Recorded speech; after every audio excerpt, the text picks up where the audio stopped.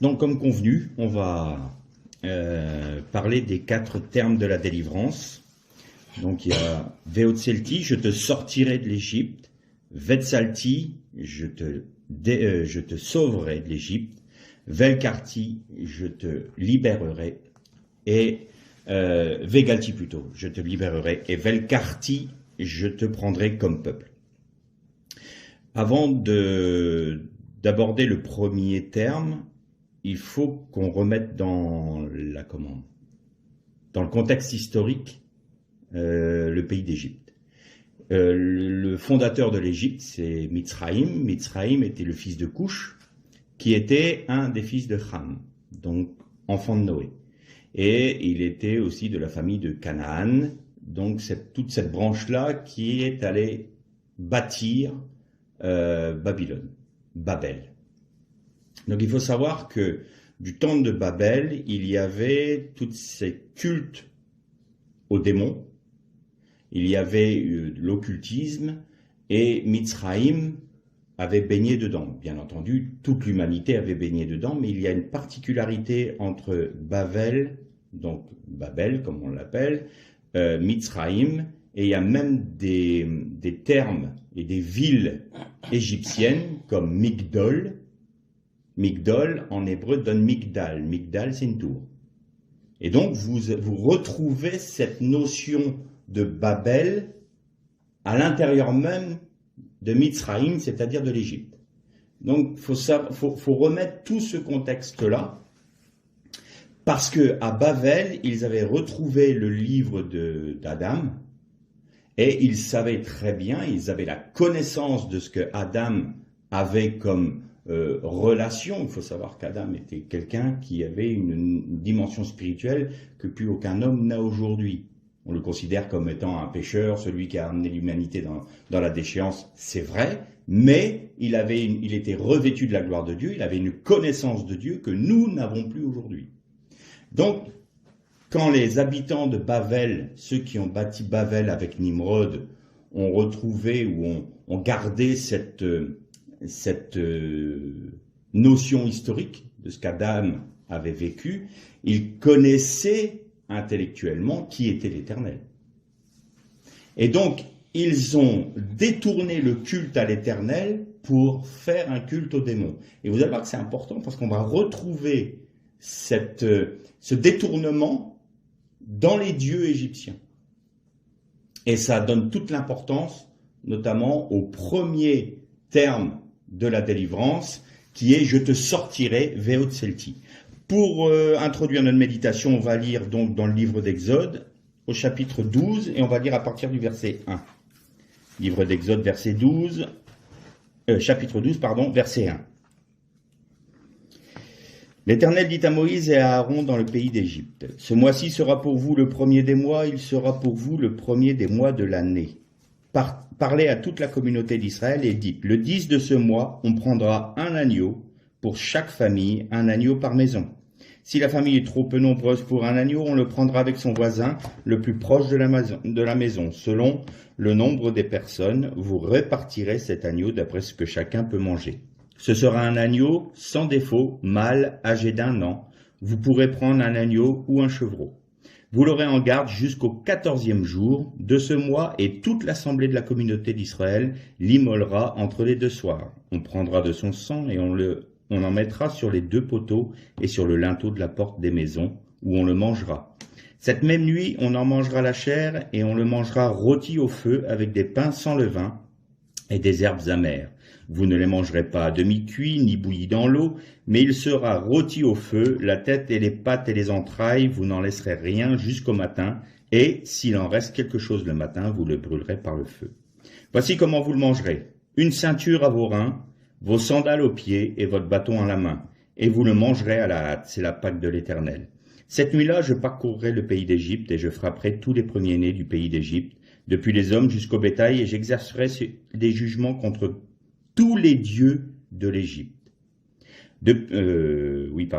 Je suis l'Éternel. Le sang vous servira de signe sur les maisons et vous serez, je verrai le sang, je passerai au-dessus de vous et il n'y aura pas sur vous de fléau destructeur quand je frapperai le pays d'Égypte. Ce jour sera pour vous un souvenir et vous le célébrerez comme une prescription perpétuelle dans chaque génération. Pendant 7 jours, vous mangerez des pains sans levain. Dès le premier jour, vous supprimerez le levain de vos maisons, car toute personne qui mangera du pain levé, du premier jour au 7e jour, sera retranchée d'Israël. On arrête là notre lecture. Bon, tout le monde connaît ce passage-là. En règle générale, quand c'est la période de Pâques, dans toutes nos assemblées, on en parle. Voilà, l'agneau pascal, on parle du sacrifice de Jésus. Mais qu'est-ce que l'agneau pascal, en fait? À quoi correspond-il? Vous avez une petite phrase qui est très intéressante. Ce jour-là, je détruirai tous les dieux d'Égypte. C'est tout. Tous les dieux d'Égypte. Seigneur, je croyais que tu allais délivrer ton peuple. Tu vas tuer les premiers-nés des Égyptiens, tu vas tuer les premiers-nés des troupeaux des Égyptiens, et tu dis, je vais tuer les dieux d'Égypte. C'est une formule un peu étrange, mais vous allez comprendre. Vous prendrez un agneau. L'agneau est le petit du bélier et de la chèvre, de la brebis. Chevreau, pareil. Sauf qu'il y avait un dieu égyptien qui avait une tête de bélier. Et il y avait même plusieurs dieux égyptiens qui avaient pour morphologie un élément du bélier. Vous aviez, alors je les ai notés là, hein, vous avez Ageb, Amon, Adjeti, Ba, Hertir, Noum, voilà, tous ces dieux-là. Mais ils avaient une particularité. C'était des dieux aux noms multiples. Déjà, intéressant. Dieu nourricier, Dieu berger, Dieu de la fécondité, Dieu de la justice, Dieu de la résurrection, Dieu des âmes. Tous les noms que je vous ai donnés là avaient pour morphologie un bélier ou un agneau. Il y avait un autre Dieu qui était Apis. Apis, c'était un taureau. Et sa, entre guillemets, femme, c'était Bat. Et donc, il y avait un culte égyptien qui disait que Apis était le Dieu créateur qui venait visiter les hommes, et donc il s'incarnait via sa mère, la mère de Dieu, Bat. Et donc les prêtres d'Égyptiens devaient rechercher ce fameux veau. À ce moment-là, il avait une forme particulière, il devait avoir un dessin avec le motif d'Apis sur le front, il devait avoir le pelage complètement noir, il devait être sans défaut, enfin il y avait des particularités, et quand ils le trouvaient, ils offraient des sacrifices à ce taureau-là. Donc vous aviez Apis, taureau, un agneau, donc avec toutes les morphologies, Ageb, Amon, Ba, voilà, Hertir, Arnoum, tous ces noms-là de dieux égyptiens, et Dieu qui dit « je vais tuer les dieux d'Égypte ». En fait, quand les Hébreux ont pris un agneau, ils l'ont mis chez eux, ils l'ont attaché dans leur maison. Pendant 3 jours, du 10 au 14. Pendant 3 jours, l'agneau était là en train de bêler dans la maison parce qu'il était enfermé. Et le 14e jour, il était égorgé. Aux yeux des Égyptiens, c'était « regardez votre Dieu, on l'emprisonne, personne ne vient le délivrer. Et non seulement personne ne délivre, mais en plus on va le tuer. Et non seulement on va le tuer, mais on va le manger et on va le finir brûlé. » Donc, pour un Égyptien, c'était une horreur de voir ça. Le symbole de leur Dieu qui était mis à mort. Donc déjà là, il y avait cette notion que les héritiers de Babel, qui avaient détourné le culte de l'Éternel pour établir un culte démoniaque en utilisant les attributs de l'Éternel, le Dieu créateur, le Dieu nourricier, le sauveur des âmes, le berger, le Dieu de justice. Tous les attributs de l'Éternel ont été détournés pour les donner à des démons, à un Dieu démoniaque. Plus encore, le taureau. Vous savez que la lettre Aleph en hébreu, c'est une tête de bovin. Et le Aleph, c'est l'unité. C'est la valeur numérique du Aleph, c'est 1. Donc le taureau avait pour symbole l'Éternel. Mais là encore, ils l'ont détourné pour dire le Dieu créateur, c'est le Dieu que nous nous sommes faits. Et ils vouaient un culte à des démons, en disant que c'était l'Éternel. C'est la raison pour laquelle Dieu a été aussi sévère pour le veau d'or, quand ils sont sortis d'Égypte. Parce qu'à nouveau, alors que Dieu avait sorti ce peuple d'Égypte, avait sauvé ce peuple d'Égypte, qu'est-ce qu'il faisait? Il reproduisait le même péché que les habitants de Babel. C'est-à-dire détourner le culte de Dieu pour le ramener vers un Dieu idolâtre, donc un Dieu étranger, plus que ça, un démon. Voilà pourquoi Dieu était sévère pour le veau d'or. Et il a encore les conséquences aujourd'hui. Mais pas que pour les Juifs, pour les chrétiens aussi. Donc vous imaginez les Égyptiens qui voient quoi? Tout le peuple prendre un agneau, voilà, en disant, regardez votre Dieu, on va l'enfermer chez nous, vous ne pouvez pas le délivrer. Il est entre nos mains. Et au bout du 3e jour, il l'égorge et il le mange. Et son sang, ils utilisent ce sang-là et le mettent sur les linteaux des portes, sur le linteau des portes et sur les poteaux. Quel intérêt? Pourquoi? Le sang, c'est l'âme. L'âme de l'homme, l'âme de l'animal, il est dans son sang. Il fallait qu'il y ait un sang pur. C'est la raison pour laquelle l'agneau devait être sans tache, qu'il ait 1 an, qu'il soit sans défaut, non malade, non infirme.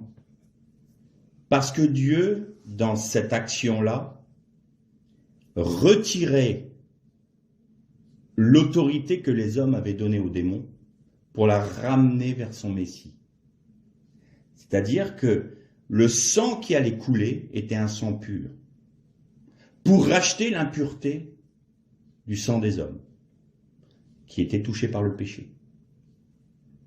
Et quand vous mettez le sang sur les 2 poteaux des portes et sur le linteau, vous avez une lettre hébraïque. Tout le monde la connaît, le Hé. C'est-à-dire que là, vous êtes maintenant, par le sang du sacrifice de Jésus, vous êtes ramenés dans le souffle de l'Esprit de Dieu. C'est parce qu'il y a ce sacrifice-là, parce que son sang a coulé, et parce qu'il est à votre entrée. C'est la maison des Israélites et l'entrée de notre âme et de notre être. Ça symbolise cela. C'est notre être à nous. Vous savez que c'est l'apôtre Paul qui dit, ne savez-vous pas que vous êtes le temple du Saint-Esprit, le Beit Hamikdash, le temple, le lieu saint. Et si notre corps est cela, c'est que tout ce qui représente notre corps, à l'intérieur, est normalement voué à Dieu, notre âme et notre esprit. Faites tout pour la gloire de Dieu, que je mange, que je boive, que je parle, que je pense, tout doit être pour la gloire de Dieu, quoi que je fasse. Donc, l'entièreté de notre être doit être soumise à Dieu.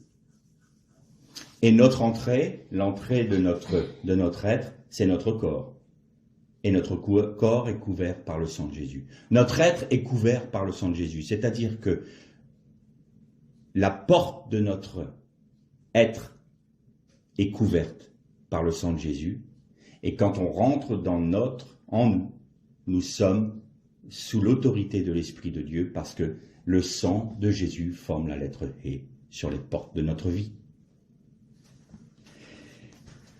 Mais il devait manger l'agneau d'une certaine manière, un peu bizarre, et on va le redétailler ensemble. Donc Dieu dit, voici comment vous mangerez l'agneau, une ceinture à vos reins, vos sandales aux pieds, un bâton à la main, enfin votre bâton à la main, vous le mangerez avec hâte et avec du pain sans levain, donc du pain azim, une matzah, on dit en hébreu, du pain, et des verbes amères, c'est-à-dire le mahor. Bon. Là aussi, on pourrait se dire, c'est une insert dans le texte. Bon, il le mange à la hâte, il le mange rôti, pas bouilli, voilà. Est-ce qu'il y a une raison? Vous me connaissez maintenant, vous savez qu'il n'y a pas de hasard dans la parole de Dieu. S'il y a des mots qui sont mis, c'est qu'ils ont leur raison. Donc déjà, pas bouilli à l'eau et pas à demi-cuit. Pourquoi? Parce que le démon, qui était représenté par l'agneau, devait passer par le jugement de Dieu, c'est-à-dire qu'il devait passer par le feu du jugement de Dieu. Il ne devait rien en rester. Et le fait de manger la viande du sacrifice était en quelque sorte Satan, et je vais reprendre un texte biblique, Satan est tapis à ta porte. Vous avez vu? La porte encore. C'est ce qu'a dit l'Éternel à Caïn. Hein. L'ennemi, il est tapis à ta porte. Mais toi, tu peux dominer sur lui. Choisis la vie. Et Caïn n'a pas dominé sur Satan. C'est Satan qui l'a dévoré. C'est Satan qui a dévoré sa vie éternelle. C'est Satan qui l'a détruit. Et là, Dieu dit, si vous êtes mon peuple, maintenant c'est vous qui dévorez l'ennemi. C'est vous qui avez autorité sur l'ennemi. On renverse les valeurs. Là où l'ennemi avait domination sur vous, maintenant vous allez dominer sur lui. Parce que je fais une œuvre de délivrance. Je vous sors du monde. Et alors, vous allez le manger rôti. Il est passé par le jugement. Faut pas que ça soit une demi-mesure. Faut pas être tiède. Si on reprend encore un texte biblique. Celui qui est tiède, je le vomirai de ma bouche, disait Jésus. Là, ça doit être passé par le jugement de Dieu. Vous devez accepter que toute la rigueur du jugement de Dieu passe par tout ce qui vient de l'Égypte dans votre vie. Quand on est dans le monde, on est soumis au monde. On fait ce que le monde nous demande. On est soumis à nos propres désirs de notre âme irrégénérée, non régénérée. Et donc, qu'est-ce qu'on fait? On rend un culte à des idoles. On rend un culte à des démons. C'est des démons qui nous inspirent. Si on veut la preuve de dire que les démons inspirent ce monde, vous regardez les actualités, vous avez une idée de ce que l'humanité est en train de faire. On m'a toujours dit, avec l'évolution de l'homme, avec le progrès technologique et technique, l'homme sera tellement sage que sa connaissance l'amènera à ne plus être dans les guerres.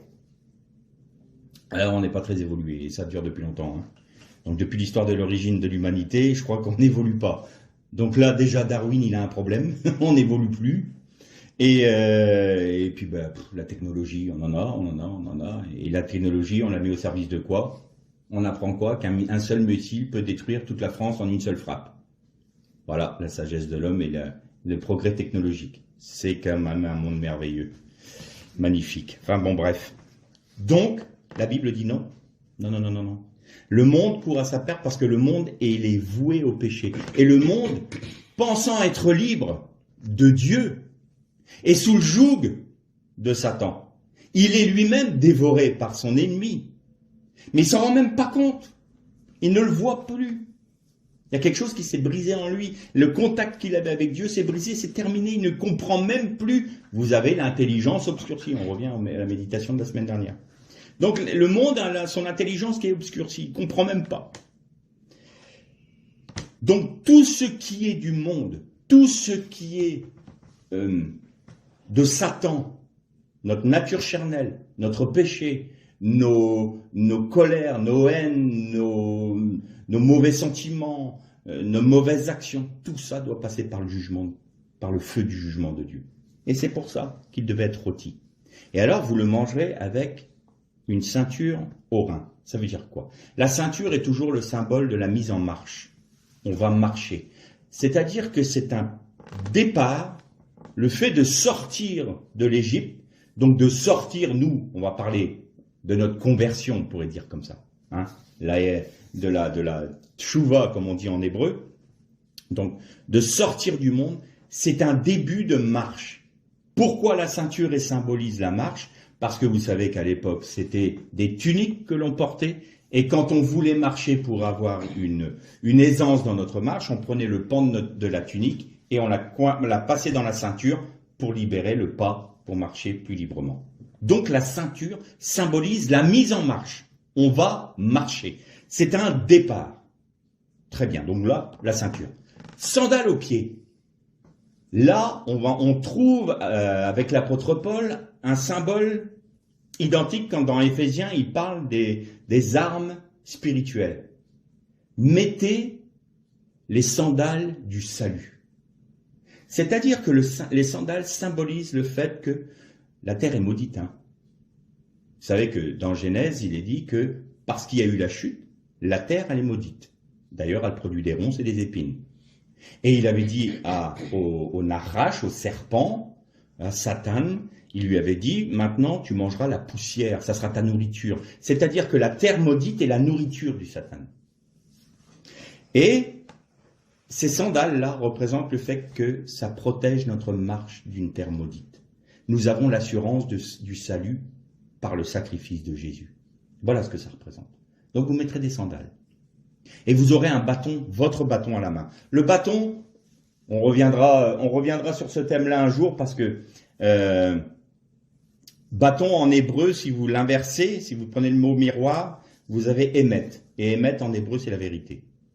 Donc le bâton, c'est l'autorité. L'autorité de Dieu que vous avez dans les mains, en Jésus-Christ. Vous pouvez marcher sur la terre maudite. Vous pouvez dévorer votre ennemi.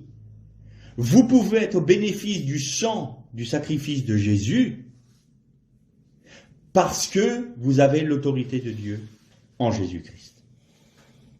Et vous mangerez avec une matzah, donc du pain sans levain, et avec des herbes amères. Pourquoi ça? Parce que le levain, il est le symbole du péché. On va prendre un exemple, on va prendre une image assez qui est très parlante. Vous avez quelqu'un qui a une offense. Il va commencer à nourrir des sentiments mauvais envers la personne qui vient de l'offenser.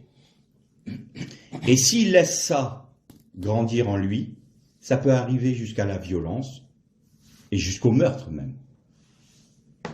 Le fruit de la colère, c'est ça. En fait, vous avez un levain qui était là et il a fait pousser toute la pâte.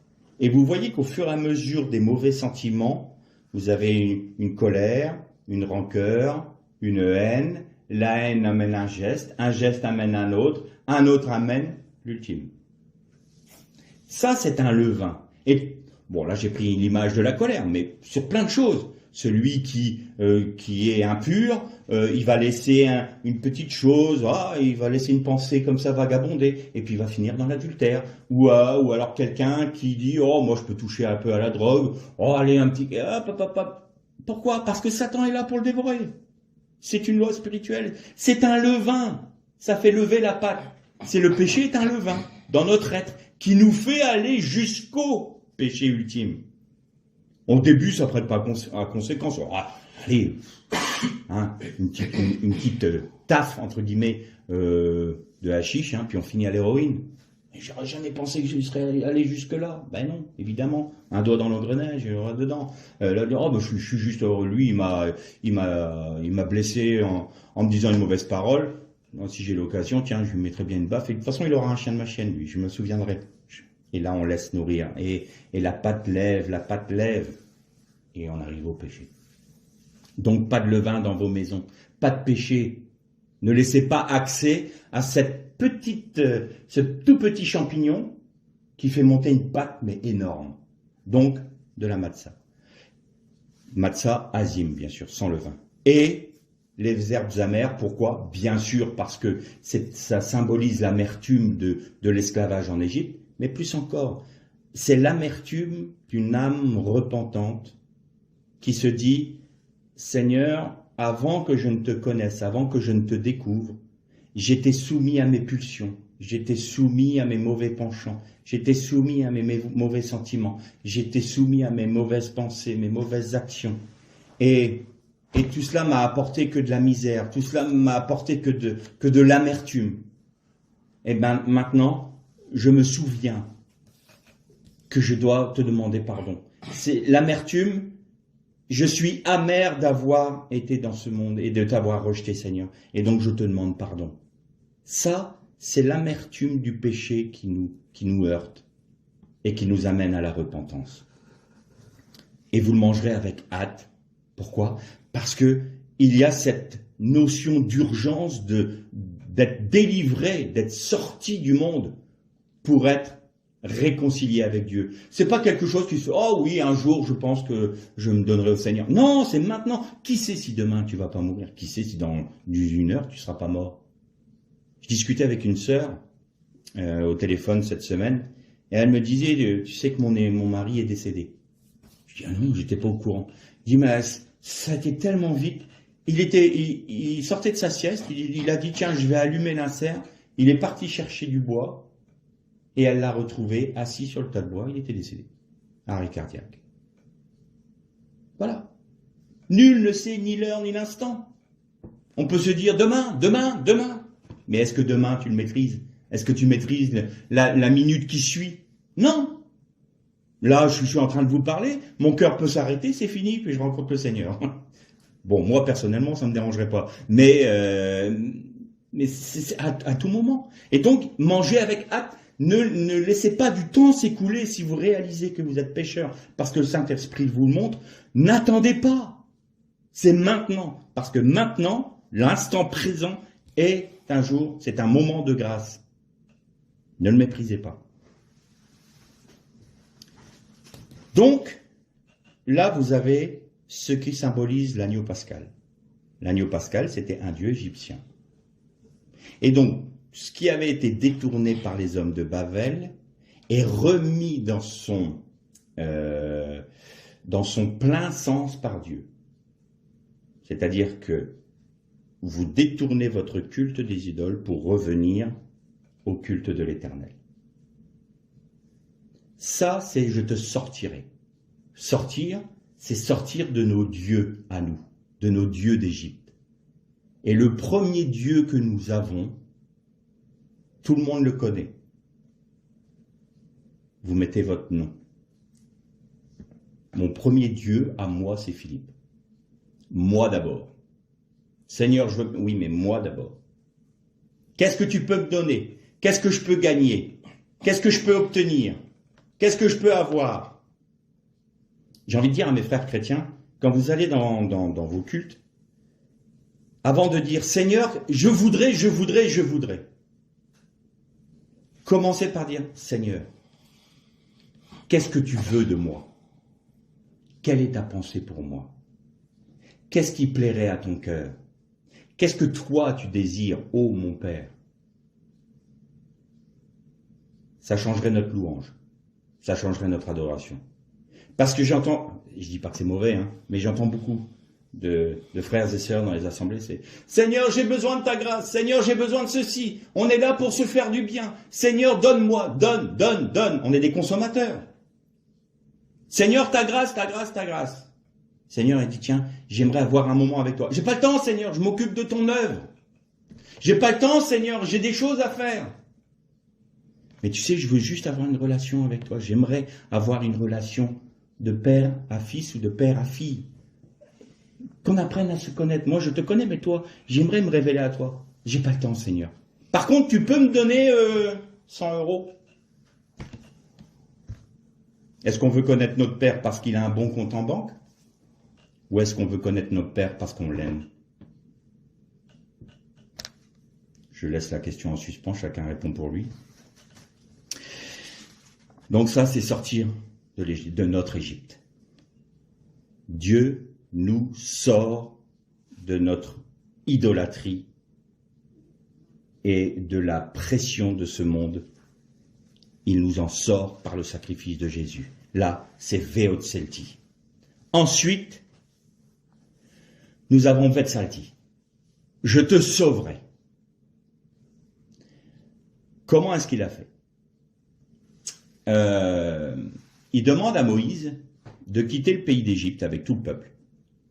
Et donc, il y avait, je vous avais parlé du Erev Rav, vous allez voir que c'est important, vous avez toute cette communauté de différentes nationalités qui étaient avec le peuple d'Israël qui sont sortis d'Égypte. On appelle le Erev Rav, c'est-à-dire le mélange de peuples. Et ils étaient au bénéfice de la délivrance, ils étaient au bénéfice, de la sortie d'Égypte.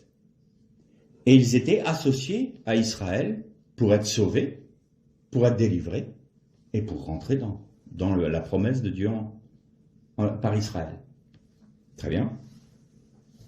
Donc, toute cette population-là sort d'Égypte. Et Dieu dit, tiens, tu vas là-bas, en face, il y a la mer, derrière, t'as Migdol. Alors, général en chef, on se met dans un cul-de-sac. Et puis, on ne peut pas te délivrer. Et Seigneur, qu'est-ce que tu fais? T'emmènes ton peuple dans une impasse.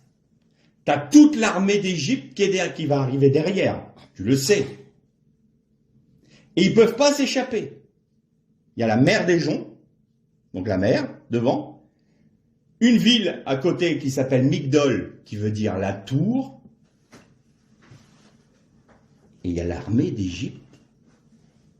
On entend le vrombissement des galops des cavaliers et des chars d'Égypte, de toute l'armée de Pharaon qui nous court après.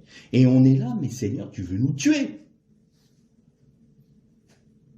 Le Seigneur veut nous sauver, mais il veut nous sauver pleinement.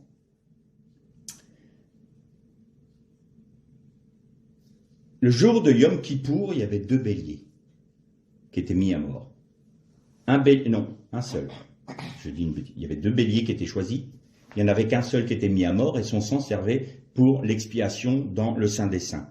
Le premier bélier, tous les péchés du peuple étaient transposés, entre guillemets. Les princes des tribus d'Israël devaient imposer les mains à ce bélier-là pour transmettre tout le péché du monde, du peuple, sur ce bélier-là. Et il était chassé dans le désert pour Azazel. Azazel, c'est un autre nom de Satan, de l'ennemi. D'ailleurs, vous connaissez tous ce bélier-là, on l'appelle le bouc émissaire.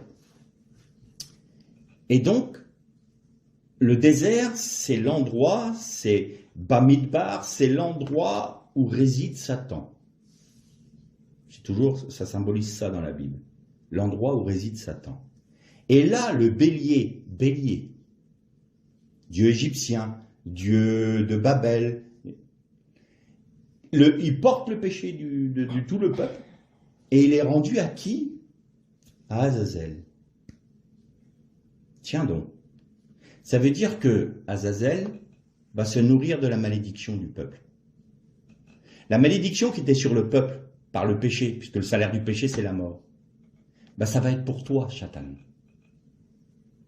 Parce que Dieu, regarde ce qu'il fait aux Égyptiens. Alors là, vous essayez de voir un peu le lien que je suis en train de faire. Donc vous avez Babel d'un côté, Migdol, et vous avez la mer des Joncs.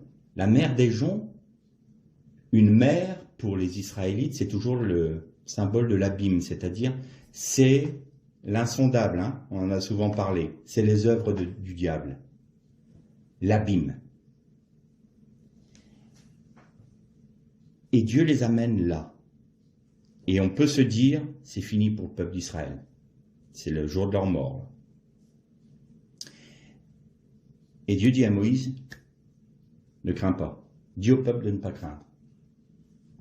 Tu vas prendre l'autorité qui est dans ta main, le bâton, et mettre la vérité. Le bâton de Moïse avait pour nom émettre. Vous verrez, on en reparlera une autre fois, mais là, j'ai pas le temps.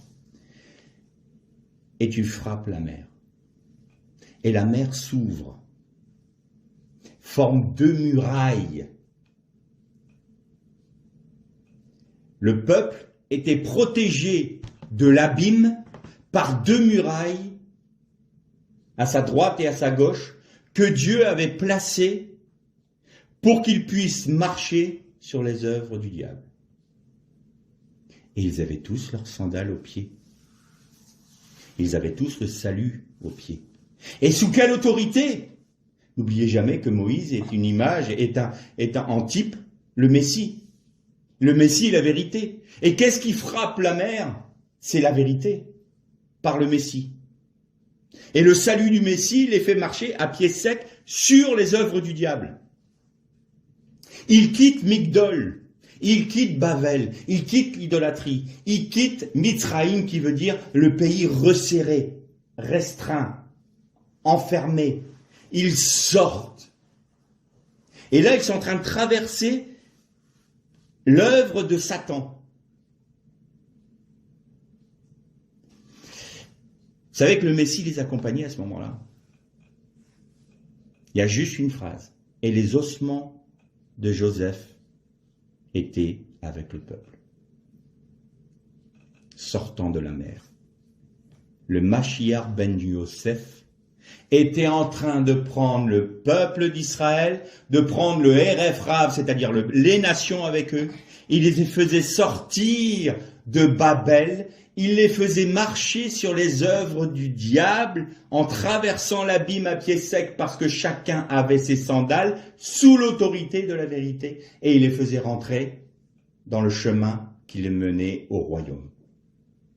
C'était le Mashiach ben Yosef, le Messie, Jésus. Et là, l'armée de Pharaon poursuit le peuple.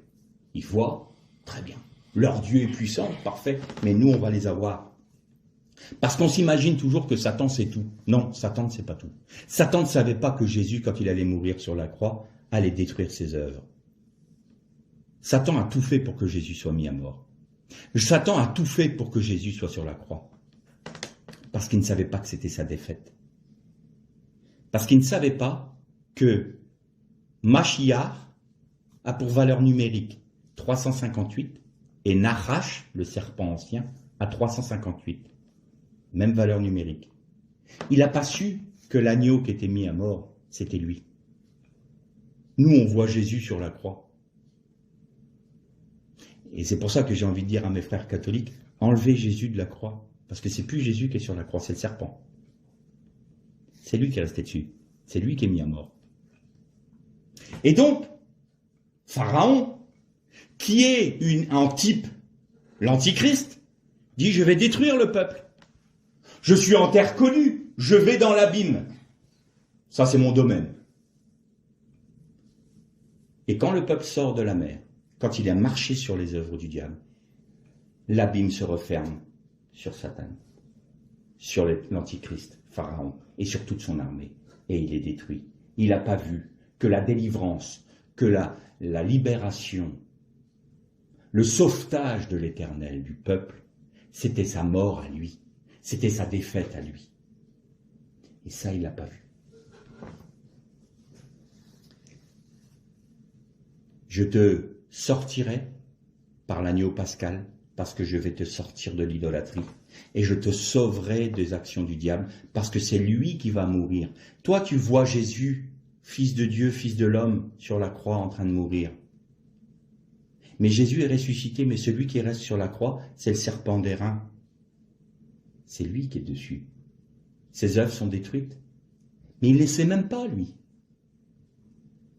Il ne le sait même pas. C'est une créature. Il n'est pas omnipotent. Il n'est pas omniscient. Du tout. Seul Dieu l'est. Il faut que ça nous encourage. Quand on croit que Satan domine sur nous, c'est pas vrai, c'est un mensonge. C'est un mensonge, ça. Satan ne domine pas sur nous.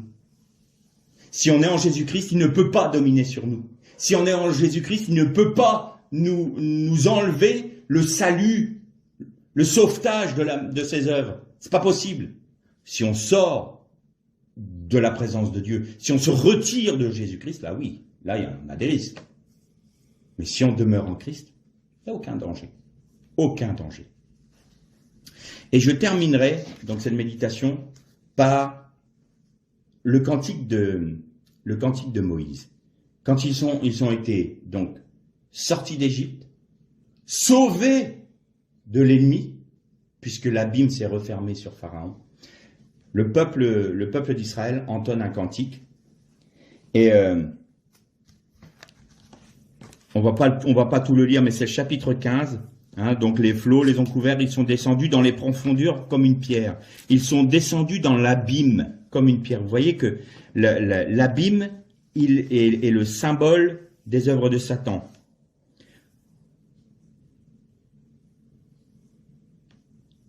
Et à la fin de ce texte-là, il est dit que Moïse fit partir Israël de la mer des Joncs. Ils prirent la direction du désert de Chour, et après 3 journées de marche dans le désert, ils ne trouvèrent pas d'eau. Alors, c'était pas ici que je voulais voir. Il y a un texte particulier. Ah non, c'est au verset 27, pardon. Voilà, au verset 27. Ils arrivèrent à Élim, où il y avait 12 sources d'eau et 70 palmiers. Donc là, vous avez le cantique de Moïse qui célèbre l'Éternel parce qu'ils sont sortis d'Égypte et sauvés d'Égypte.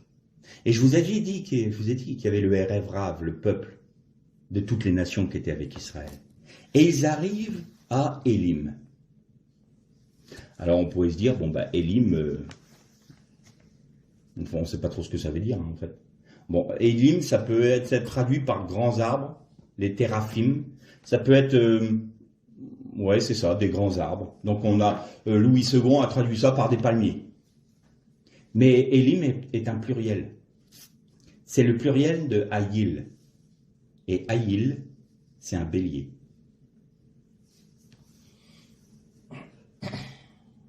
Vous êtes arrivé à l'endroit où le bélier est mis à mort. Et il y a 12 sources d'eau là. 12. Ça vous parle? 12 tribus d'Israël.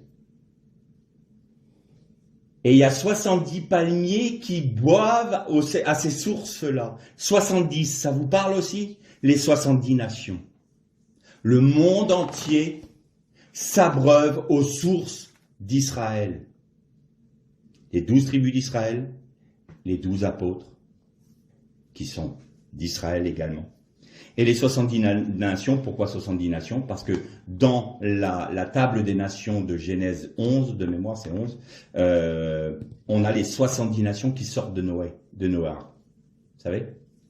Et alors évidemment il y a plus de nations maintenant, mais symboliquement, ces 70 nations, c'est le monde entier.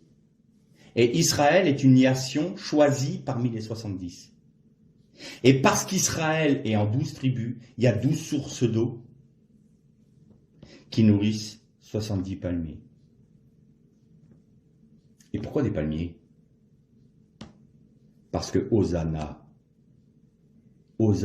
ils avaient mis des branches de palmier sur le chemin de l'Annon sur lequel était monté Jésus. Et le palmier et les feuilles qui sont utilisées pour la fête des tabernacles, fête où, quand il y aura le millénium, toutes les nations viendront célébrer la fête des tabernacles en Israël, d'où le palmier. Et pourquoi les nations sont représentées par des palmiers? Parce qu'ils s'abreuvent aux 12 sources d'Israël, parce que le salut vient des Juifs. Le salut vient d'Israël. Le Messie est sorti d'Israël. Et nous sommes au bénéfice des bénédictions promises à Abraham pour sa descendance qui est Israël, parce que nous acceptons d'être attachés à Israël, pas l'inverse. Pas l'inverse. On pourrait passer sur ce texte-là. Ils arrivent à Élim, bon. Ils arrivent à Palmier. Il y a 12 sources et il y a 70 palmiers, point. Mais pourquoi la Bible dit ça? Simplement parce qu'il y a une vérité spirituelle. Et Élim, c'est les 2 béliers de Yom Kippour. Élim, c'est le pluriel de bélier. Donc le pluriel de bélier, c'est 2 ou 3. Élim, les 2 béliers. Le bélier pour Azazel et le bélier pour l'expiation de Yom Kippourim. Donc le grand pardon pour les nations vient d'Israël parce que le Jésus est celui qui a accompli le sacrifice ultime. Nous avons bien le salut en Jésus-Christ. Le salut vient bien des Juifs et nous, en tant que nation, étant rattachés à Israël, nous sommes au bénéfice des mêmes promesses. Que le Seigneur vous bénisse.